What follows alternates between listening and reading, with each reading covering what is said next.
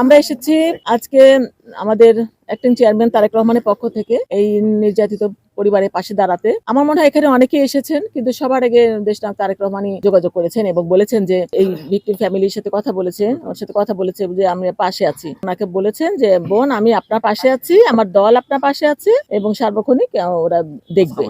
হ্যাঁ, তো আপনার যে কোনো সুবিধা অসুবিধা বলছে আমার যতটুকু সম্ভব আমি দেখার চেষ্টা করব। তো তারপরে আমাদের দলের অনেকেই এসেছেন, আপনাকে সহযোগিতা করেছেন আমাদের মানে অ্যাক্টিং চেয়ারম্যানের পক্ষ থেকে। এবং ওই দিন রাতে উনি আমাকে, গত পরশুদিন রাতে আমাদের অ্যাক্টিং চেয়ারম্যান আমাকে ফোন করেছিলেন যে ভাবি আপনি একটু যান নির্যাতিত ফ্যামিলির পাশে একটু দাঁড়ান। তো আমি তার পক্ষ থেকে এসেছি, যে তারেক রহমানের পক্ষ থেকে এসেছি যে আমরা জাতীয়তাবাদী দল আপনার পাশে আছে। কারণ যেখানেই নির্যাতন হচ্ছে, নারী নির্যাতন বা যে কোনো নির্যাতন, আমরা কিন্তু জাতীয়তাবাদী দল পাশে আছে। এবং আমরা দেখেন দেশে থেকে অনেক খবর পাই না ঠিক মতো। আপনার খবরটা যেমন আমি চেয়ারম্যান আমাকে বললেন পরশুদিন, আমি জানলাম, কিন্তু চেয়ারম্যান কিন্তু শুধু বিদেশে বসে উনি ঠিকই উনি জানতে পেরেছেন। এবং উনি তখন এই যে আমানের সাথে কথা বলেছে, আমানের মাধ্যমে আপনার সাথে কথা বলেছে এবং আমাদের নেতৃবৃন্দ তারপরে এসছে, অনেক অন্য দলেরও হয়তো এসছে, কিন্তু সবার আগে কিন্তু তারেক রহমানই আপনার খোঁজ নিয়েছেন। তো এইটা হলো আমাদের জাতীয়তাবাদী দল, যেটা আমরা সবসময় মানে সুখ দুঃখ ভাগ করে নিতে চাই। এটা আমার একার কিছু না, আমরা যেন সবাই মিলে যেন আমরা ভালো থাকতে পারি। এই যে ঘটনাটা ঘটেছে, এটা তো ঘটার কথা ছিল না। আমরা যদি পাশে থাকি, আস্তে আস্তে হয়তো জিনিসগুলা কমতে পারে। যে আমরা অনেকে মনে করে না যে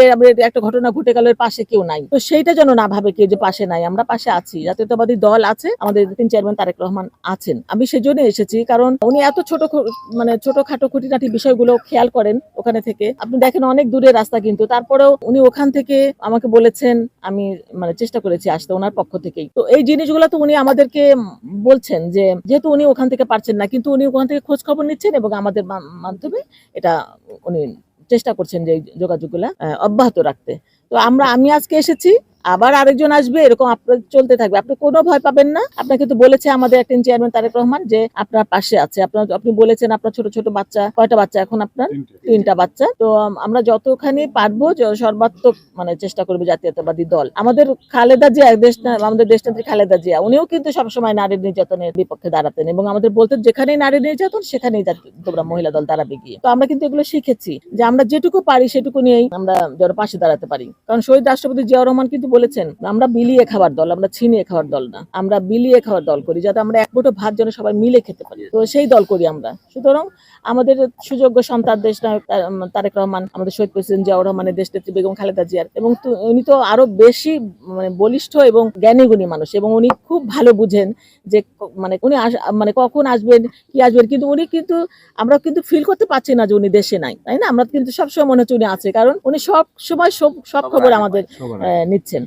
তো আপনি সেটাই আমি বলতে চাই দেশনায়ক তারেক রহমানের পক্ষ থেকে, যে উনি যেভাবে ওখান থেকে আপনার খবর নিয়েছেন, আজকে আমাকে পাঠিয়েছেন, আমি এসেছি, আমার সার্বক্ষণিক আছে, এখানকার নেতৃবৃন্দ আছে, এবং আপনারা এরপরেও আমাদের আরো অনেক নেতা আসবে, মানে একজনের পর একজন আসবে। আপনি কোনো ভয় পাবেন না, কোনো চিন্তা করবেন না। ইনশাল্লাহ হয়তো অনেক ভালো আপনাকে রাখতে পারবো না, কিন্তু আপনি অনেক অসুবিধায় থাকবেন না ইনশাল্লাহ।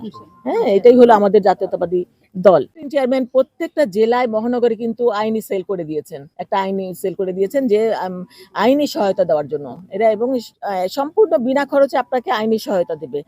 মানে এই এলাকায় যারা আল্লাহ না করুক আর যেন না হয়, তবে যারা হয়েছে তারা আইনি সহায়তা সম্পূর্ণভাবে বিনা খরচে পাবেন। তো আইনি সহায়তা দেওয়া হবে তাদের, এবং তাদের সার্বিক অন্যান্য সহযোগিতাও ইনশাল্লাহ করা হবে। চিকিৎসা যদি লাগে, যেমন আসিয়ার বাবা মানে মানসিক ভারসাম্যহীন, আসিয়ার মা খুব রিকোয়েস্ট করলো আমি অন্য কিছু চাই না, আমার স্বামীর চিকিৎসা করাই দেন। তো আমরা বলেছি যে আমাদের একটা চেয়ারম্যানও বলেছেন যে অবশ্যই তার চিকিৎসার খোঁজ খবর, আমাদের তো মেডিকেল সাইডও আছে, আমাদের ডাক্তারও আছে, তারাও দেখবে। এবং বলেছি আমরা যে আমরা কিন্তু করতে চাই, এখন নেওয়ার দায়িত্ব আপনাদের। আপনারা যদি আমাদেরকে মনে করিয়ে দেন বারবার, তাইলে কিন্তু আমরা করতে বাধ্য হবো এটা। হ্যাঁ, তো আপনাদের চিকিৎসা লাগবে বা কি লাগবে সেটা আপনারা বলবেন, এখন তো লাগবে আইনি সহায়তা, সেটা অবশ্যই ইনশাআল্লাহ ওরা দেবে, আপনি কোনো চিন্তা করবেন না বোন।